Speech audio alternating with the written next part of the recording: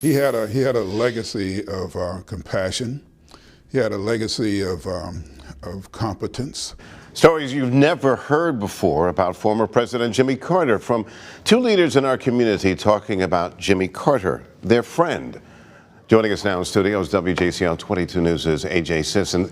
These two people shared heartfelt stories with you. And Greg, you may have heard of one of them before. Robert James with Carver State Bank, the president of there, and a large financial supporter of Habitat, but also a woman who was so close with Jimmy Carter.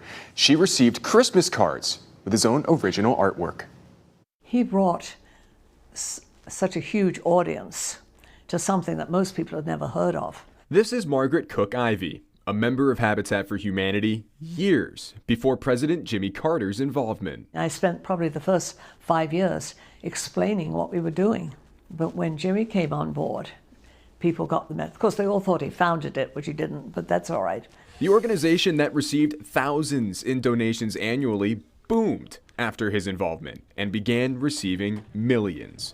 An experienced woodworker, Carter began working on homes, even making his own furniture for the houses he worked on globally. We'd all sit around the first night and chat, and he'd talk, and it was just a good experience. And I reminded him on one of the work parties that I had been the very first one. He said, "Oh yes, I remember."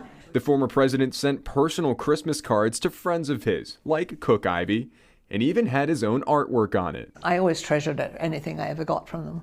Well, I had a wonderful relationship with him. Taking time to remember friends, like Robert James, president of Carver State Bank, a small business at the time Carter was governor. He had an affinity for small businesses. He understood the importance of small businesses to the overall national economy. Carter invited members of Carver State Bank to the state capitol, and that continued when he became president. We were on our way to the White House to meet with the president. The scheduling would have said that it was going to be more of a photo op. As it turned out, when we got into the White House, we sat around a table, and Jimmy Carter I was to his left, I believe, and for the first 15, 20 minutes of the conversation, we talked about Savannah, we talked about Carver State Bank. He asked me how things are going. He asked about specific friends in Savannah that he knew of. What is the lasting legacy of Jimmy Carter?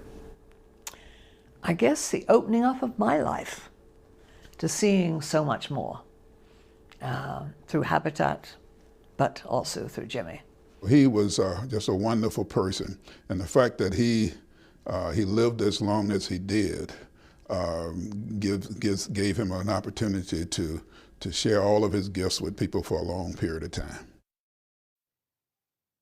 And there's a chance for those in Savannah and around the area to take the time to remember Jimmy Carter tomorrow morning at a current Habitat for Humanity construction site. You can join the organization at Thursday at 11 a.m. at 1010 West 53rd Street across from Duren Middle School to sign a commemorative wall that will forever be in this home. And I'll be there tomorrow, so I hope to see you there. Try and make it myself, AJ. Look forward to seeing you there and so many people that will be paying their respects to former President Jimmy Carter. Thanks so much.